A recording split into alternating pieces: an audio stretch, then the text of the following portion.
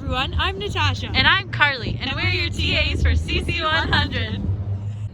And this will be our week 4 video expanding on routine activities theory as discussed by Dr. Popham, and we'll be explaining this by using a campus tour. And if you haven't seen that lecture yet, please go watch it before the video. Just as a recall, the 3 main tenets to the routine activities theory are motivated offender, absence of a capable guardian, and a suitable target. So just outside the RCW building, there's this emergency pole, and it can be super helpful if you ever get into any trouble. You can push that button and emergency services will be notified and they can help you out.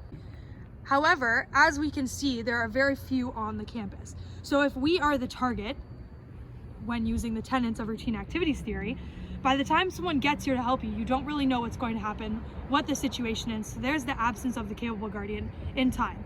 And then we have to assume that there's a motivated offender. As Dr. Popham said, there's always people willing to commit crimes. So unlike other large campuses like McMaster or Queens, there are several different poles littered around the campus so that if you ever get into trouble, you can push them as you're running and they can track where you're going. But in the 4 years that I've been on this campus, I'm pretty sure this is the only emergency pole on the Brantford campus. So as obviously the university is closed due to COVID, when you're in class, there's lots of different lecture halls. So oftentimes when you're in class, it'll be a 3-hour class and the profs will give you a nice 10 or 15 minute break to go grab some food, go to the bathroom. And in that time, you might leave your laptop on your desk or your jacket or your headphones. So in this situation, the suitable target would be the goods that could be stolen, like your laptop, your headphones.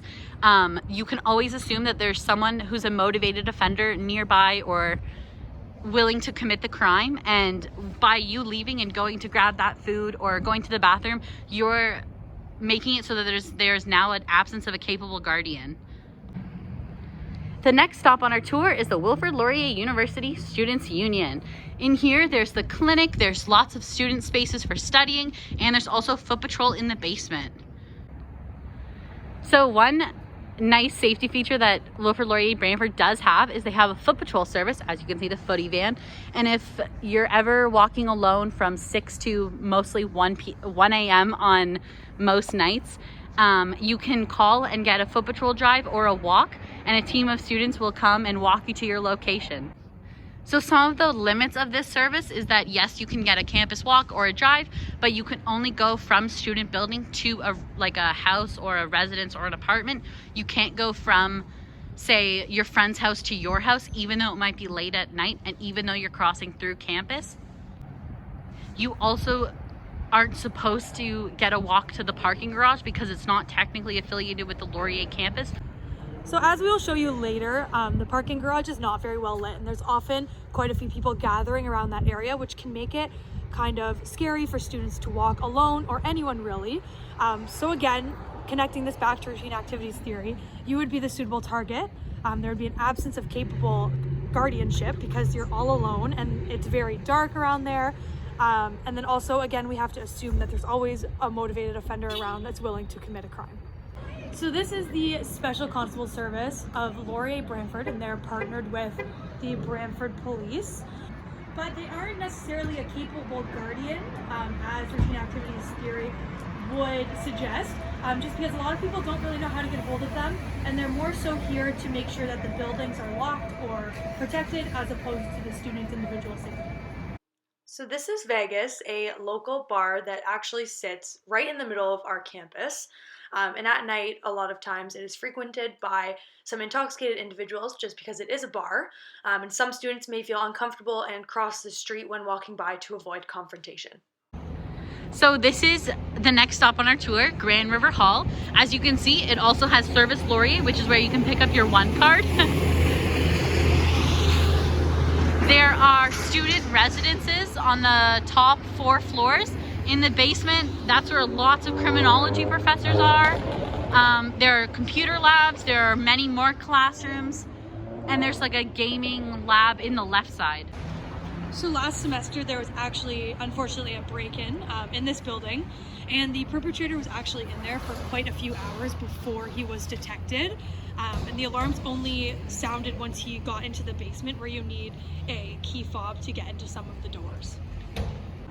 So if we're relating this back to routine activities theory, obviously the motivated offender would be the person that broke in. The suitable targets would have been all of the computers in the computer lab. So like other residence buildings and lecture halls, there are cameras in this building. Lots, as Natasha said, you need your one card to get down the elevator or unlock some of the doors in the stairwell. And even though all of these safety measures are in place, they didn't act as a capable guardian, as routine activities theory would have said. Next on our campus tour is the parking garage. So as mentioned before, this is the walkway leading to the parking garage, which often isn't very well lit at night, which again can be concerning for some students to walk alone. And again, you know, the foot patrol, they don't walk you out here because it's not technically a campus area. So an incident occurred maybe last year or the year before, and someone came around and smashed the windows on all the cars with Laurier logos. And if we go back to routine activities theory, the cars themselves were the suitable targets.